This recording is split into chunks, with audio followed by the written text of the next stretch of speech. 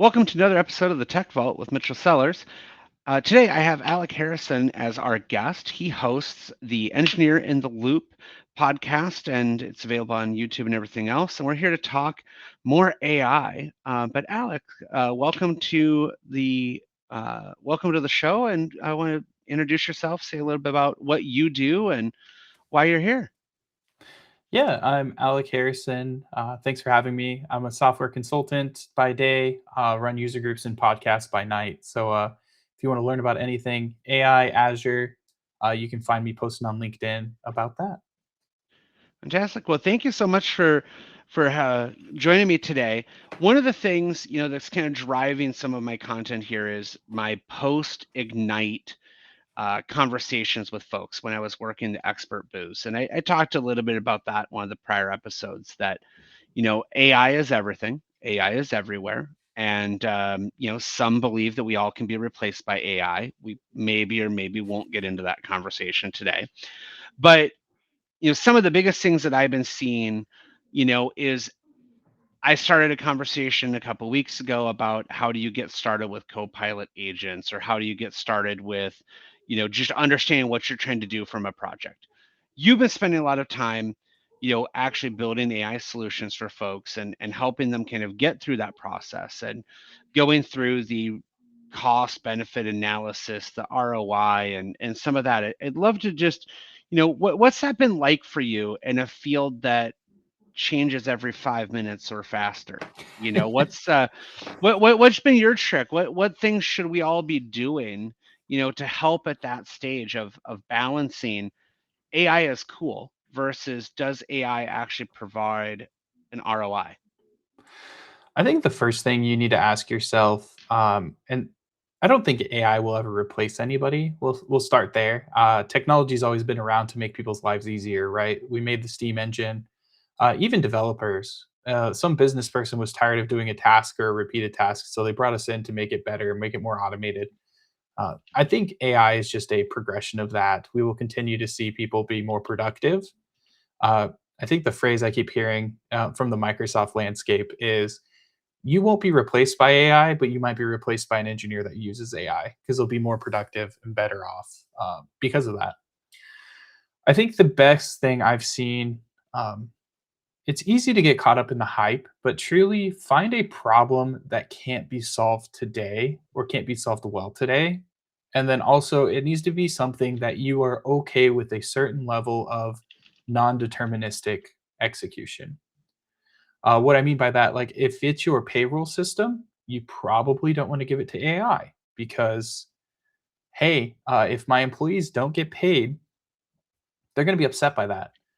If I accidentally add another zero because AI determined they should get paid more, I'm not going to be okay with that. So there's some systems at play there that you should definitely look into.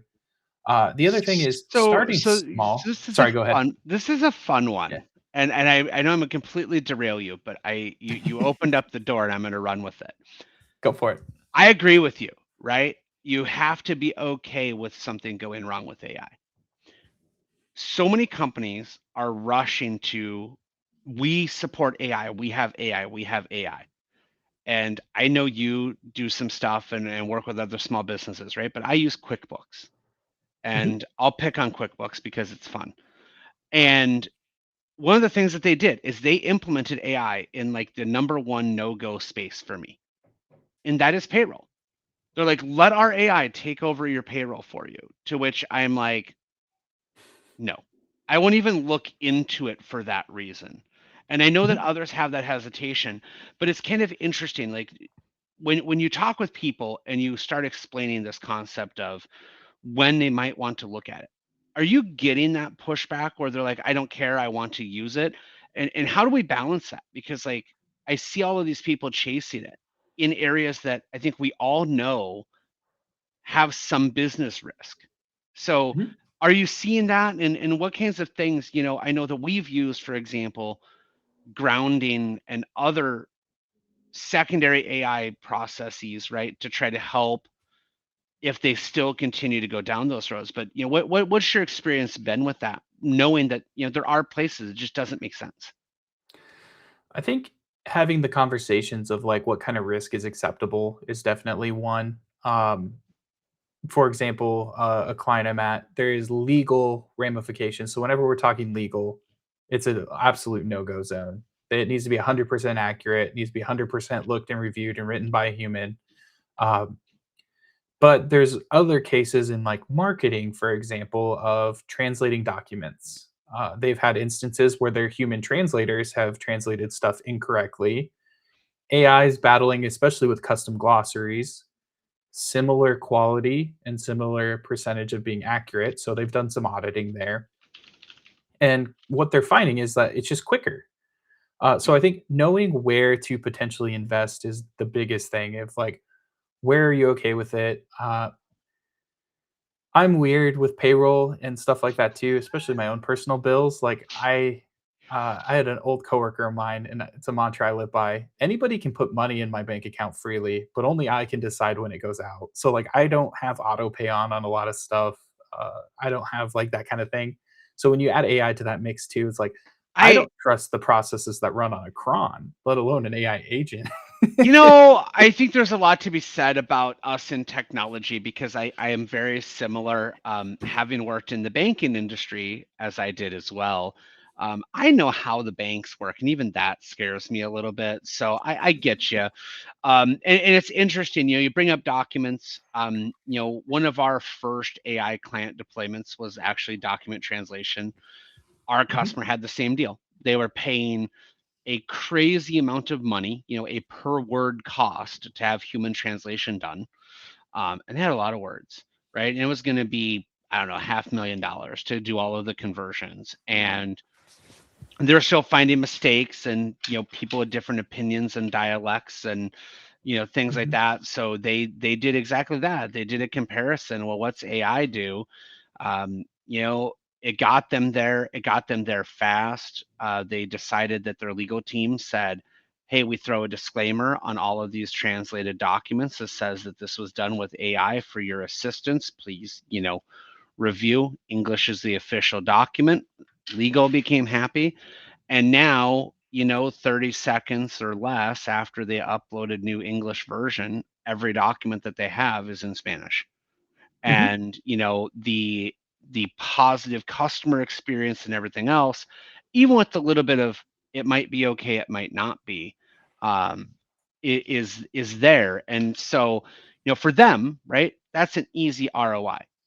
They met the expectations of their customer. They're spending this much money on AI when they would have been spending this much money on manual translations, and they're able to make it better. So in those cases, it's really easy. Are those the kinds of things that you're seeing people coming at you with? Are the big things? Are the big hits where it's really easy to get the ROI calculation, or are you seeing, other cases where it's hard to determine, is it better? I think so I was at a client for over a year, and I'm going back there pretty soon, where I was just kind of the in-house AI person. So people would come to me with ideas. Some of them, AI is weird because some people think AI can do way more than it can. And then there's a huge revelation in AI where something that was like far-fetched 3 months ago is now totally deliverable. And ChatGPT just killed a whole nother wave of startups that, were doing something. And uh, so there's kind of like this almost negative reinforcement training of people of they think AI can do some things. They might be wrong, but if you wait long enough, they're right. So sometimes just level setting reality of what is a good problem to solve with AI and starting small with the foundation. So like you said, like translating stuff in Azure is super easy. You deploy a document service, you call an API, submit your document, and then pull until it's done, or go to a blob storage container wherever it's parked, and you're done. I think starting small like that, and then you continue to build on top of that. So cool, we have translations now. Maybe we can translate videos now. Maybe we're starting to build out custom glossaries, and your AI system starts to evolve and become this bigger thing. I think some people come to us and they want like full agentic systems from day one, and they don't know if some of the core features that the agent's going to solve is even going to be worth it. And I think that's kind of the pieces we look at is what are these individual tasks you want these things to do, your AI systems to do? Maybe it's not even an agent at this point. That's a whole definition we could have a whole lengthy conversation on. But when you call the AI system and it does its thing, is that individual piece doing it for you? It's kind of like when we build software, right? Like if you have to have an entire software system up and running, that's a monolith. That's a waterfall project because it's like, oh, we don't get any ROI till it's completely done.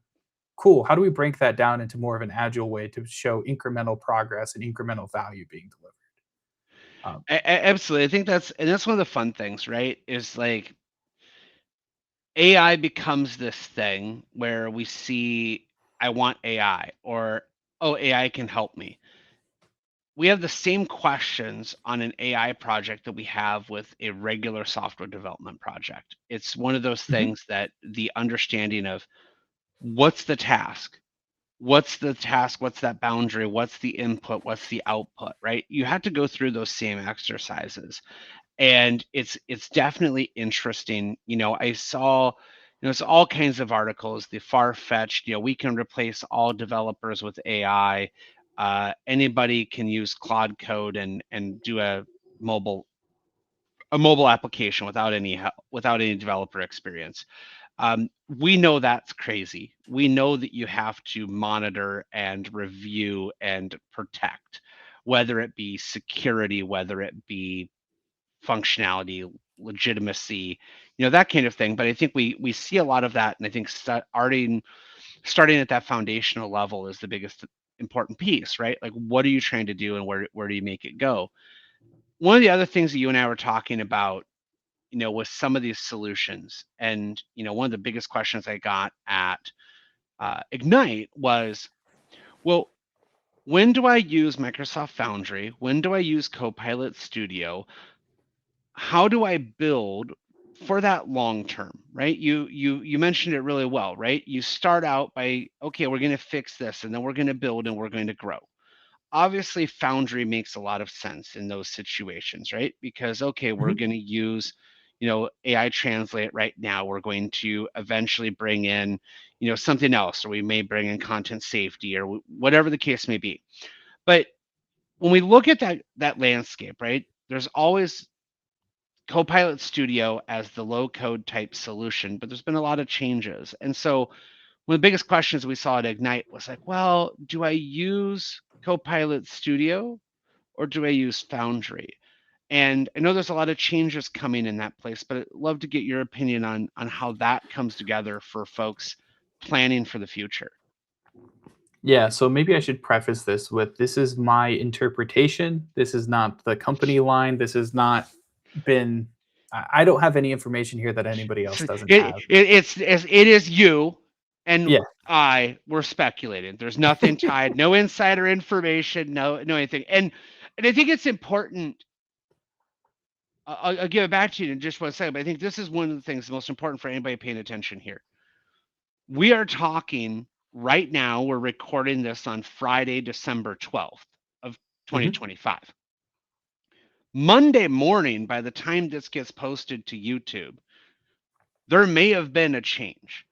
And that's how fast this is changing, and I Right. and I continue to talk about this in various other channels, but even the renaming of things Mhm. happens so fast, right? I'm staffing at the expert section at Ignite, a booth for Foundry. And I learned during my staffing shift that AI search had been renamed to whatever the new name is that I can't actually remember right now. And I'm sitting there like having this conversation with people about different things and talking about search. And one of the Microsoft people taps me on the shoulder, like, yeah, that got renamed about an hour ago to this. And it was during the keynote. And I'm like, I wasn't at the keynote and I don't have notes. So the things that we're talking about here is one of those things. And I'll double back to this concept in a second, but love to get your opinion on the low code solution, because we often, right, as developer types, go to the deeper solutions, but a lot of people that want to play, the business users that want to get things figured out, they want to start with the low code to maybe give us more detail and insight. So, where do you see things going there? I think, in my opinion, if anybody has tried to build or manage a Copilot Studio instance, you might understand where I'm coming from. So, there was a client we were working with, and they had a simple request. I want to build a Copilot Studio agent, and I want to deploy it through Azure DevOps because they were in Azure DevOps. There is not a great way today to take that app or Copilot agent, deploy it to multiple environments so that way you're not testing in production, and then publish it out to different people. The CLI, for example, does not have a way to update a Copilot agent. The only way you could update it was make a REST command to delete the agent and then republish it. And there's all sorts of other administrative things, right? Because then you're in the M365 administration, which is different than Entra or the traditional stuff that like management people would be in.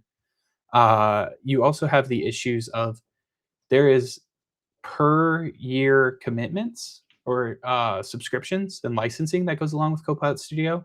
I believe E5 licenses come with it. I could be wrong there, but you I need think you're extra correct. Yep. licensing. Whereas, so you either have E5 or you're buying per person per seat usage of Copilot Studio, which is what a lot of people have done. And it's just kind of a pain to manage. I think at Ignite, I wrote a blog post called Copilot Studio is Dead. It just doesn't know this yet. Because when Ignite announced that they now have a low code, no code system in Foundry that can do all of these things. So you can build your agents in Foundry very similarly to Copilot Studio.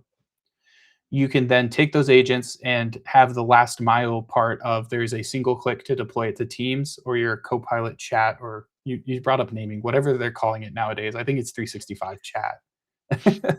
um, that's all backed by Entra and role-based access control. It is a per use or a consumption-based model. So if nobody uses your agent or nobody uses Foundry, you don't pay for it, assuming you deploy a serverless model.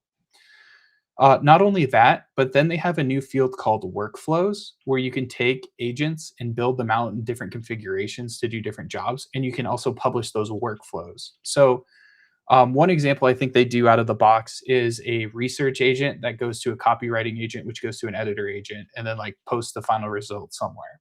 So in that system, I'm now able to wire up 3 different agents that have very specific tasks, very specific system messages or system prompts, potentially very specific knowledge sources that they're pulling from, and then they hand off to each other. And the really cool part about that is that's all done through a GUI. I can publish it in Teams. My people can be off to their races. That's already a level of complexity that I don't think Copilot Studio did very well. And then I can have a pro code developer come in and pull it into oh, I'm going to blank on the name, but whatever the new framework is called, the agent framework. Uh, So yes. I think that That thing. so you can pull that in, which is the new version of semantic kernel and agent flow that is now the combined thing. But we can then start continuing to build on those workflows if we need to add more tool calls, if we need to add more things, if we want to drop it in our front end application. All these things is already built. You just pull it in and use it. The reason I think Copilot Studio is still around, though, is a lot of those features are technically in public preview. So when Microsoft puts stuff in preview, I think they say there's the caveat of like, maybe don't use these in production yet because it might change. Mhm. And then the way I've heard from people of how they differentiate Copilot Studio is like they look at it kind of similarly to how you look at Excel or Word. So when you ask like, how do I make sure that somebody's not racking up a huge bill, or how do I administer this at a Copilot level? I've heard back like, well, you don't administer like if somebody can use a Word document or not. I'm like, yeah, but most of my users can't rack up a huge bill because they create a bunch of Word documents or like ask stupid questions or silly questions that, are worthless or a waste of time. I think that's where, in my mind, I'm seeing is the more grown up part is you might get people that are just in Foundry using the low code systems that then very nicely play into these pro code systems. And they're kind of designed that way intentionally versus a Copilot agent that my understanding was that's where you build your proof of concept and then you grow up or migrate it to a more grown up platform once you've decided there's enough ROI or you're seeing enough traction there, which is then you got the whole migration path and all that, which is kind of a pain versus just being there ready to be utilized. Yeah, I think it makes sense, and I think that one of the biggest things right now in industry as a whole, with how fast everything is evolving, nothing's set nothing's set in stone, right? What we decide today, where we look at things today, what it's called, what it's used, how long it's supported for, all of that is kind of up in the air. Mhm. And it's a common trend of other conversations in other spaces, right? In that even if you get it built, even if you get it working, there is a chance that in a month or 2 or 3 or 6 or whatever, that you're going to have to fundamentally adjust, modify, or change what you've done, right? Certain things I think are more codified, things outside of public previews, for example, they start to fall into some of those support mechanisms. But even then, behind the scenes, they're using backing models and those kinds of things that those backing models are only supported for short periods of time. As Mhm. you shift from one model to another, your results may have shifted, right? So that same concept we were talking about earlier of vetting and validating, right? You have to do that again if you're all of a sudden no longer using GPT-4 and you're going to GPT-5 or whatever the case may be. And I think it's one of those things that as I look at Copilot Studio versus Foundry versus Gemini or whatever else you're using, being ready to also keep up with that momentum, right, is one of the, I think, the hardest things in industry, especially for those that aren't in the tech sector by default, right? So the folks that are in the trade, because you have to stay current. I think the other thing is like Copilot Studio, evaluating Copilot Studio is difficult. Like there's some mechanisms there with there's a Power Automate app that like you can bring in and do some evaluations there. Uh, that's now all being built into AI Foundry as well. Like Microsoft did a big upgrade in the UI of AI Foundry. If you haven't looked at that, definitely would recommend anybody who's listening to this to flip on the beta mode and check it out. It's crazy. They have projected costs now. They're making evaluations more of a front and center and like first class citizen. So it's like as you build out these tools, hopefully you have programmatic evaluations like we do with all of our tests, right? Like a normal software we build. So when you need to bump a version, or if you want to do another deployment of a different model version, we can run our automated evaluations and see, hey, I changed from GPT 5.1 to 5.2 that just came out yesterday or whatever day that was. And uh, is it actually better? Is it worse? I know when 5.0 dropped, a bunch of people were very disappointed in how that worked, just in the how it answered questions. So like, Right, exactly. I was going to say, and I think that's like what would be, I want to make a really fine point to this for folks, right? mhm, When we write a unit test or when we do some other things that are much more concrete, right? We are always looking at exact answer matches, right?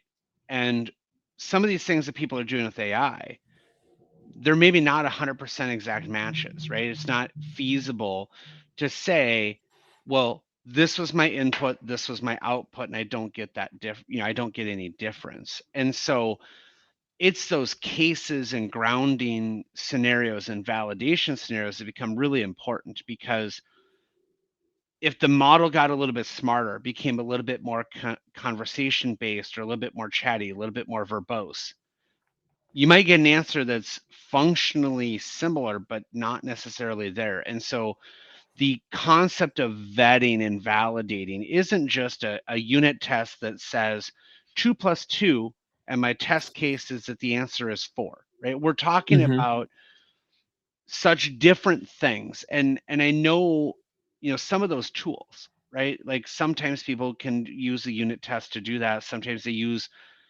a separate grounding agent or AI grounding, right, which is a service available in Foundry, right, to is this answer grounded based on this input.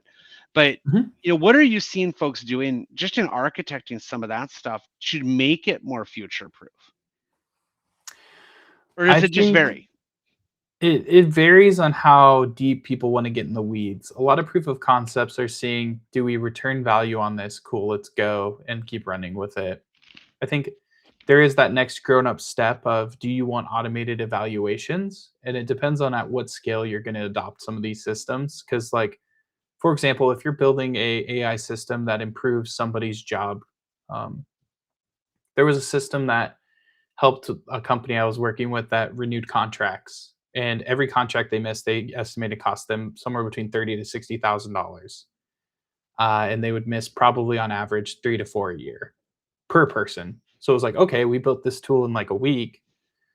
Did we need to evaluate that? Not really, because what it did is it just used some OCR, did some stuff, and then put a event on a calendar. Uh, we were using AI to basically parse out the important information, and we said, here's the structured data we want you to pull out of this unstructured data. We could have a verbose system that would do that evaluation and get roughly the idea, get the date, get the title, get the people that are important, that kind of stuff. We chose not to, just because it was like, here's a one-off thing. It's small enough. Um, we have fake data that we can test it on every now and again whenever we have to bump up the model. There was another tool I worked on that we had a real exam to say, uh, a person should be able to pass this exam to be at this level of competence. Hmm. That became our evaluation set for the model. Of, we would say, okay, here's the multiple choice question. The model has to answer A, B, C, or D, Yep. and then we would actually run the And model and through that an way you're able to exam. validate, right? The model still Yeah, gave you the same answers, gave you the right things, and was able to do it. And it's correct. just one of those things that as we talk about the ROI and the time to get there, it's one thing to proof of concept. It's one thing to throw something over the fence to try to make people's lives better. Mhm, The complete architecture of an AI solution, right? That's where when we get into these conversations that we can replace, we can replace development teams with AI developers. We can do this, we can do that. There is absolutely some of that, right? Some of the mhm, productivity things that we can get with Copilot, especially agent mode and doing things straight in GitHub, right? We can do crazy things. For me, it's that last mile of how do we validate what the AI did? How do we validate that against our standards? How do we make sure in 6 months what AI did for me is still good, mhm. or what we allow it to do? And so I think it's one of those things as you look at that longer term ROI. How do we do it? What do we do? Well, it's been fantastic chatting with you today. We could talk for hours and hours on AI things, and I think we'll have you back because we were talking before we started recording about certifications and things like that, which I think would be a great topic in the future. But is there anything else for those that are watching today? Anything else on the topic of AI and getting started and kind of building and evaluating some of these things? Anything else you want to kind of end with for the day today? I don't think so. I just say start building. It sounds scarier than it really is. Go like and subscribe this podcast and our podcast, Engineer in the Loop, or EITL.ai. I blog on there and post our podcast on there as well. So uh, follow along with me there. Otherwise, I appreciate you having me, and it was fun chatting. Yeah, awesome. Well, thank you so much for joining us. And like I said, AI is definitely the future, and I think that as we go forward, we'll continue to see things. Great having you today, Alec, and I'm sure we'll see you again soon. Thanks, everybody. Bye, everybody.